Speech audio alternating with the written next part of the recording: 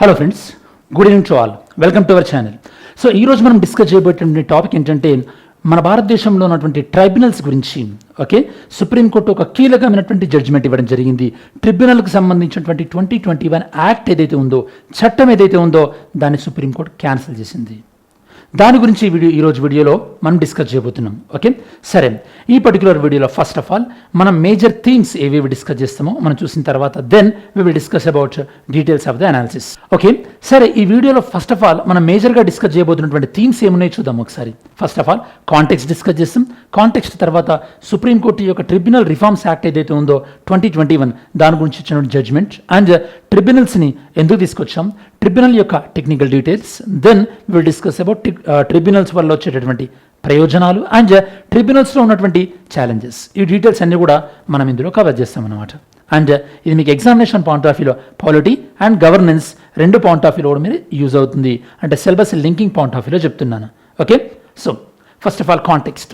Supreme court ఏం చెప్పిందంటే ఈ యొక్క 2021లో ట్రిబ్యునల్ రిఫార్మ్స్ యాక్ట్ ఏదైతే వచ్చిందో ఆ ట్రిబ్యునల్ రిఫార్మ్స్ యాక్ట్లో ఉన్నటువంటి ఈ యొక్క కొన్ని ప్రొవిజన్స్ని సుప్రీంకోర్టు కొట్టేసింది అనమాట. ఎందుకు కొట్టేసింది, రీజన్ ఏంటి? రీజన్ ఏమంటున్నారంటే ఈ ప్రొవిజన్స్ ఏవైతే ఉన్నాయో ఇవి గవర్నమెంట్కి ఎక్సెసివ్ పవర్స్ ఇస్తున్నాయి, గవర్నమెంట్కి అవసరం దానికన్నా ఎక్కువ అధికారాలు ఇస్తున్నాయి. ఎవరిపైన? ట్రిబ్యునల్స్ పైన అని చెప్పేసి సుప్రీంకోర్టు భావిస్తుంది. ఎందుకంటే మనకి ఎగ్జిక్యూటివ్కి దాంతోపాటు జ్యుడిషియరీకి సపరేషన్ అనేది ఉండాలి కదా, అప్పుడే దాన్ని మనం ఏమంటాం, సపరేషన్ ఆఫ్ పవర్స్ అంటాం కదా. సో ఇది context. So first of all మనకు అర్థం కావాల్సింది జ్యుడిషియరీలో, so in our polity class also we discussed many number of times tribunals. Tribunals are specialized courts. Tribunals are specialized courts. Actually original కాన్స్టిట్యూషన్లో మనకు అసలు ట్రిబ్యునల్స్ అనేటువంటి కాన్సెప్టే లేదు. ఒరిజినల్ కాన్స్టిట్యూషన్లో లేదు ఇది ట్రిబ్యునల్స్ కాన్సెప్ట్. ట్రిబ్యునల్ కాన్సెప్ట్ని మనకి 42nd కాన్స్టిట్యూషన్ అమెండ్మెంట్ యాక్ట్ ప్రకారం 1976లో తీసుకొచ్చారు ట్రిబ్యునల్స్. దీని ప్రకారము article 323A and article 323B రెండింటిని యాడ్ చేసుకున్నాం మనం ట్రిబ్యునల్స్లో భాగంగా. Okay, so 323B and 323A ఏంటంటే ట్రిబ్యునల్స్ ఫర్ అడ్మినిస్ట్రేటివ్ మ్యాటర్స్. ఏవైతే కనుక అడ్మినిస్ట్రేటివ్ మ్యాటర్స్ ఉంటాయో వాటికి ట్రిబ్యునల్స్. అండ్ 323B అనేది మనకి అదర్ మ్యాటర్స్. అదర్ మ్యాటర్స్ అంటే మనకి ట్యాక్సేషన్, దాంతోపాటు వేరే వేరే విషయాలు, షెడ్యూల్ 7లో ఉన్నటువంటి ఏ విషయం పైన సరే ట్రిబ్యునల్ అనేది అపాయింట్ అవ్వచ్చు. ఇది మీకు ట్రిబ్యునల్కి సంబంధించినటువంటి ఇన్ఫర్మేషన్. ఓకే, సో మనకి 42nd అమెండ్మెంట్ ద్వారా మనం ట్రిబ్యునల్ యాడ్ చేసుకున్నామన్నా కదా, మరి ట్రిబ్యునల్స్ని సూచించినటువంటి కమిటీ ఏంటి? ఆన్సర్ చేయడానికి ట్రై చేయండి. ఓకే, ట్రిబ్యునల్ని సూచించినటువంటి కమిటీ ఏంటి? అండ్ ఇంకో బేసిక్ ఇన్ఫర్మేషన్, ట్రిబ్యునల్స్ కొన్ని సందర్భాల్లో ఈక్వల్ టు హైకోర్ట్. ఓకే, హైకోర్టుకి సమానమైనటువంటి పవర్స్ అయినా కలిగి ఉంటాయి, లేదా సబార్డినేట్ టు హైకోర్ట్ అంటే హైకోర్టు కన్నా తక్కువ అధికారాలైనా కలిగి ఉంటాయి. Depends on the tribunal nature. Okay, ఇది.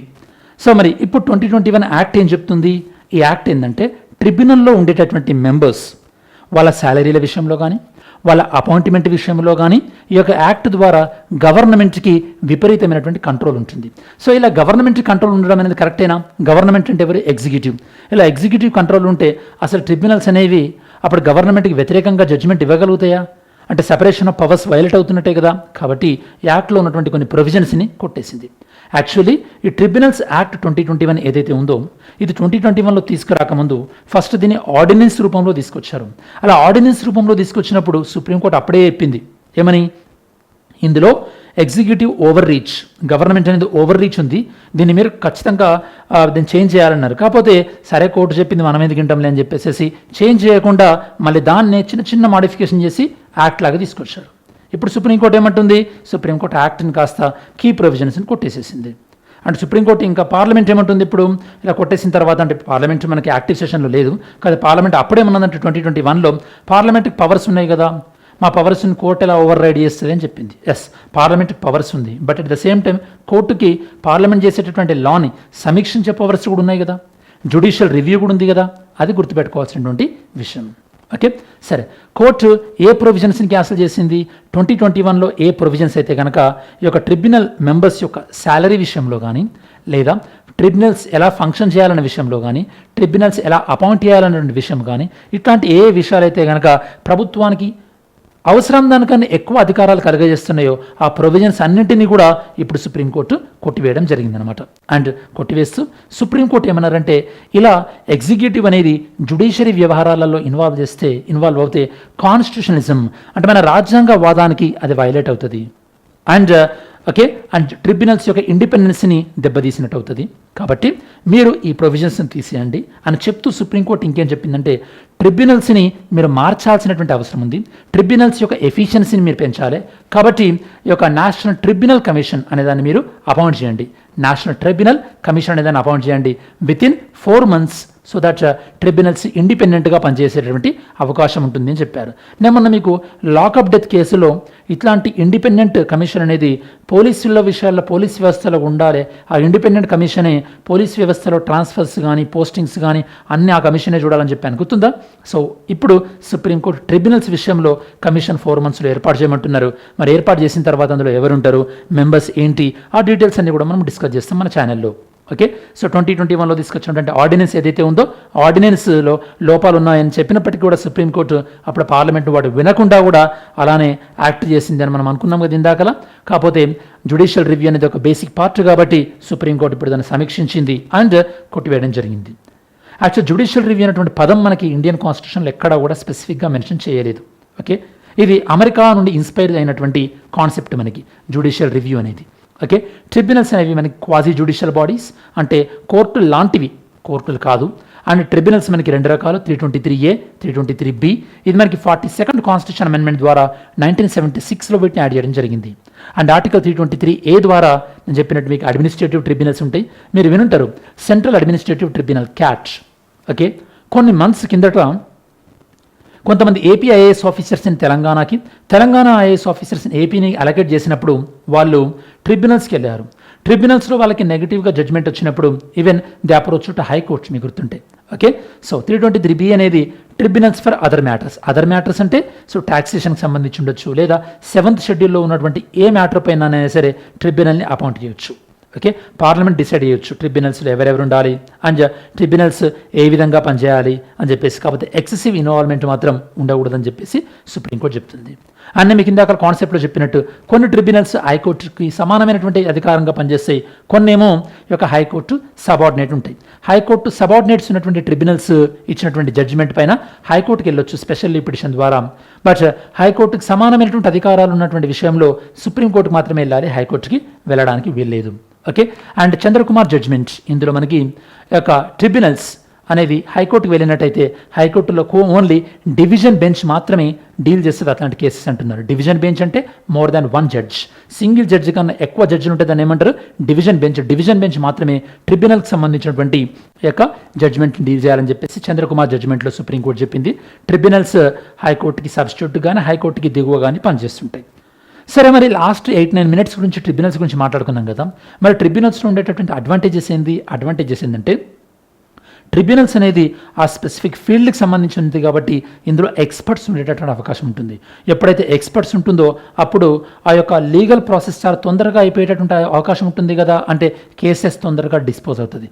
దానివల్ల మన ట్రెడిషనల్గా మన కోర్టులపైన ఉండేటటువంటి బర్డెన్ తగ్గుద్ది కదా, అంటే ఇవన్నీ కూడా అడ్వాంటేజెస్. అంటే స్పెషలైజేషన్ యాడ్ అవుతుంది, స్పీడ్గా రెజల్యూషన్ జరుగుద్ది, కేసు లోడ్ తగ్గుద్ది, అండ్ ట్రిబ్యునల్స్ కామన్ మ్యాన్కి ఈజీగా యాక్సెసిబుల్ కూడా ఉంటాయి. ప్రతి ఒక్కరు కూడా హైకోర్టుకి సుప్రీంకోర్టుకి వెళ్ళలేరు కదా. సో ఇవి అడ్వాంటేజెస్. అండ్ అంటే మనకి ట్రిబ్యునల్స్ ఎదుర్కొంటున్నటువంటి ఛాలెంజెస్ ఏంటంటే నెంబర్ 1 గవర్నమెంట్ ఇలా అన్నెసెసరీగా ఇన్వాల్వ్ అవ్వడం, కొన్నిసార్లలో వాళ్ళని రిటైర్డ్ అయిన వాళ్ళని మళ్ళీ వాళ్ళనే అపాయింట్ చేయడం.